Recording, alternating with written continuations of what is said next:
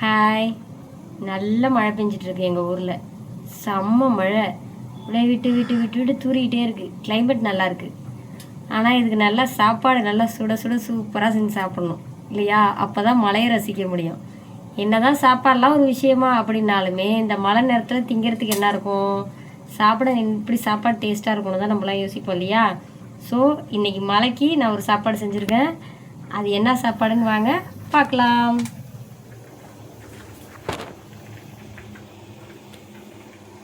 சூடாக சாதம் வடித்து வச்சுருக்கேன். தண்ணி குழம்பு வச்சுருக்கேன், புளி தண்ணி குழம்பு. அது என்ன புளி தண்ணி குழம்பு, புளிக்குழம்பு வேறு புளி தண்ணி குழம்பு வேறையான்னு கேட்காதீங்க. புளிக்குழம்புங்கிறது கொஞ்சம் கெட்டியாக நிறையா மசாலாலாம் போட்டு வைப்பாங்க. அதே போல் ஒரு சில காயை அவாய்ட் பண்ணுவாங்க. பட் இது புளி தண்ணி குழம்புங்கிறது மழைக்காக சாப்பிட்டோம்னா நல்லாயிருக்கும். அவரைக்காய், ஒரே ஒரு உருளைக்கிழங்கு, 4 பச்சை மிளகா, அப்புறம் பூண்டு, தக்காளி, பெருசு பெருசாக வெங்காயம் தக்காளியெல்லாம் பெருசு பெருசாக நறுக்கி போட்டு புளித்தண்ணி குழம்பு வச்சுருக்கேன்.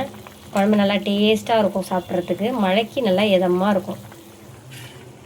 அடுத்து தொட்டுக்கிறதுக்கு முட்டை அவியல் போட்டிருக்கேன். எந்திரிச்சுன்னா சாப்பிட்லாம். எல்லோரும் வாங்க சாப்பிட்லாம்.